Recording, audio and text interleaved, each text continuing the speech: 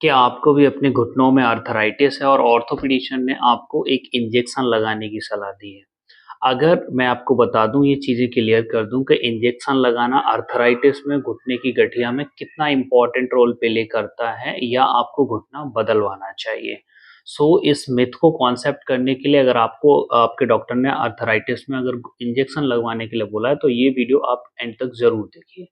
अगर सोचिएगा आपका आर्थराइटिस जो है जस्ट स्टार्टिंग लेवल है। अभी जो है आर्थराइटिस में जो घुटने के बीच का जो स्पेस है जो अभी बना हुआ है, बहुत ज़्यादा खराब नहीं हुआ है आपका घुटना। जस्ट इनिशियल लेवल और the early arthritis degenerative changes अगर आपके घुटने में आपको आ रहे हैं, तो आप पीआरपी के इंजेक्शन पे जा सकते हैं। लेकिन पीआरपी के इंजेक्शन पे लेने का कुछ एक इम्पैक्ट होता है अगर आपने पीआरपी का इंजेक्शन लिया है, क्योंकि वो एक तरीके का स्टेरॉइड इंजेक्शन होता है। तो स्टेरॉइड का जो असर होता है, अब मान लीजिए 6 महीना, साल, 2 साल, 3 साल, इसके बाद घुटना फिर से वही पुरानी सिचुएशन आ जानी है। तो उसको मेंटेन किया जाता है। अगर आपने आज सपोज़ करिए अगर आपने इस मंथ इंजेक्शन लिया, तो आपको एक्सरसाइज़ अपने घुटने के आस-पास की जो मांसपेशियाँ हैं, जैसे आपका क्वाड्रिसेप्स मसल हो गया, आपका हैमस्ट्रिंग मसल हो गया, आपका टेंसर फेशिया लाटा हो गया, आपका सार्टोरियस हो गया, आपका काफ मसल हो गया, इन सारे मसल को आपको स्ट्रेंथ करना पड़ेगा। अगर आपको अपने पीआरपी इंजेक्शन अगर आपने लिया है और आप चाहते हैं कि वो इंजेक्शन आपका 4 साल चले या 5 साल चले या 2 साल चले, तो आपको अपने घुटने की एक्सरसाइज़ को कंटिन्यूअसली करना पड़ेगा, जिससे आपके घुटने के आस-पास की जो मसल हैं, वो स्ट्रेंथनिंग फुल में रहें। स्ट्रेंथ रहेंगी तो घुटने पे ओवरलोड बोन्स पे नहीं जाएगा, तो पीआरपी का इंजेक्शन आपके लिए बेनिफिशियल है एंड बेस्ट है और उन्हीं मरीजों के लिए बेस्ट है जिनको आर्थराइटिस का जस्ट स्टार्टिंग लेवल है। और अगर बात करें कि जिन मरीजों के घुटने में जो आर्थराइटिस है वो बहुत ज़्यादा बढ़ चुका है या दोनों जो टिबिया और फीमर की जो स्पेस होती है दोनों को जो जोड़ के बीच में अगर वो कम हो चुकी है या बहुत ज़्यादा अंदर वाला पार्ट घिस चुका है, तो फिर ऐसे केसेस में आपको replacement there is a very good option, क्योंकि अगर आप पीआरपी के इंजेक्शंस पे जाते भी हैं,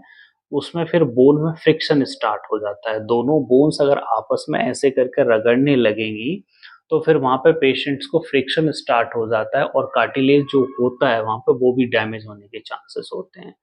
अगर आपका आर्थराइटिस बहुत ज़्यादा हो चुका है, ग्रेड 1, ग्रेड 2 से ऊपर निकल चुका है, तो फिर आपके लिए replacement is the best option. और अगर आपके घुटने में अर्ली डिजेनरेटिव चेंजेस हैं, जस्ट अभी स्टार्टिंग लेवल है, और तो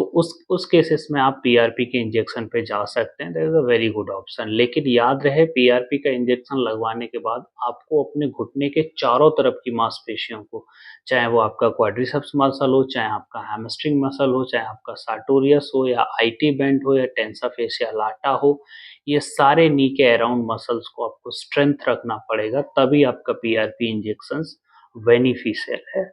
ये वीडियो उन लोगों के लिए ज़रूर शेयर करें जिनके ऑर्थोपेडिशियन ने उनको पीआरपी इंजेक्शन या घुटने में इंजेक्शन लगवाने की सलाह दी है दर्द में, उन लोगों के लिए ज़रूर, क्योंकि इंजेक्शन लगवाने से ऐसा नहीं है कि आपको 2 महीने तो एकदम परफेक्ट आपका पेन चला जाएगा अगर आप एक्सरसाइज़ नहीं भी करते हैं, फिर भी इंजेक्शन, क्योंकि स्टेरॉइड है तो स्टेरॉइड का इम्पैक्ट रहेगा, तो आपको कोई पेन नहीं होगा। लेकिन उस इंजेक्शन के बाद आपको अगर वो इंजेक्शन लंबे समय के लिए चलाना है कि आपके घुटने में ज़्यादा समय के लिए दर्द ना हो, तो उसके लिए तो फिर आपको